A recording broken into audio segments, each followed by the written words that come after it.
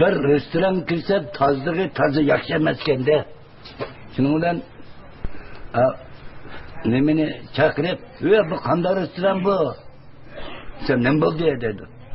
Tozligi yaxshi emas ekan, mana aytibdi bu restoranni. Sen nima bo'ldi desamka? Dedi. Bir çökül hemen içinde alsam iki çivin çıktı eve. Desem şunçular terimezsem yine bağımken dedi. Önemli de bir ayal yoluk kaldım ha. Ayal yoluk kılıp yesem ki ben ne çıkkırgen deme dedi. Seni çok ayal. Siz 30 yaşta bakensiz. Desem o yesem ki mening işimni qanday topdingiz? Avliyo ekansiz siz dedi. İşingizni o'tirdi ichkiga bo'ldim.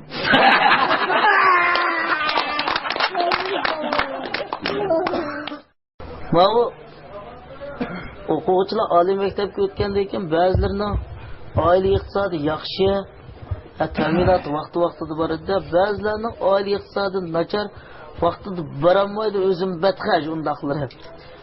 Bir sanat maktabining o'quvchisi ayında iqtisoddan qattiq qiynalib, ham vaziyatga moslashishimi deb soqolini o'stirib, maydiga shoshni o'stirib, belgi qo'yib, sanat maktabining darvozasida dugdarib tursa, bir mashinada to'yib tushib, mush-mush tutal deb yiqilibdi.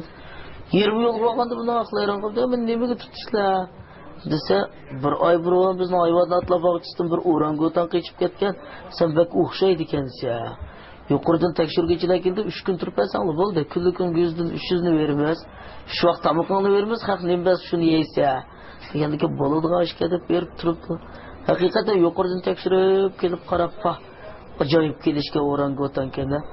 Odamga o'xshaydi ekan deb qishidagi yo'lbosini ko'rib, "Ma yo'lbosmi bak katta deb ilk hayvonlar qaraydiganda so'rabdi-da, "Bu ikkisining ittifoq qanday desa qo'rqib ketdi, boshliqdan. Shunday ittifoq yashayapti" debdi-da. Hemisi oturdu takakını elib etanlar. Debdiki şundal takakını elişiga yolbos orangutanga o'zini yetib qoldi da. O'zini shundal yetishib orangutang qo'rqib ketib, "Appam" deb baqirsa, yolbosning o'rniga "Baqirma, men shu jag'doshining o'g'risi" dedi.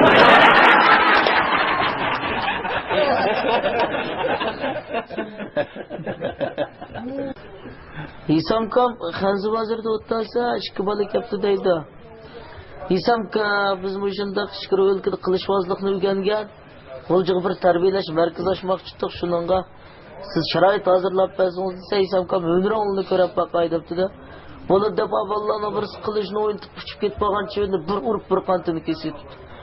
Yana birsi beribdi, u qilishni o'yintib bir chivini bir urib o'ttirdi, ishqib o'tibdi-da.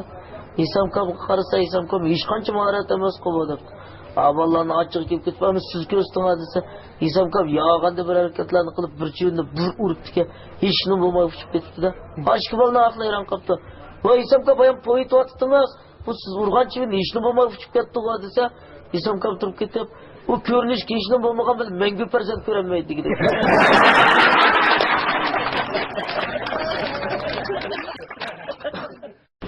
Bir yurtka Adam yaydigan bir atıbal ilişkisini payda olup kaptı deydi.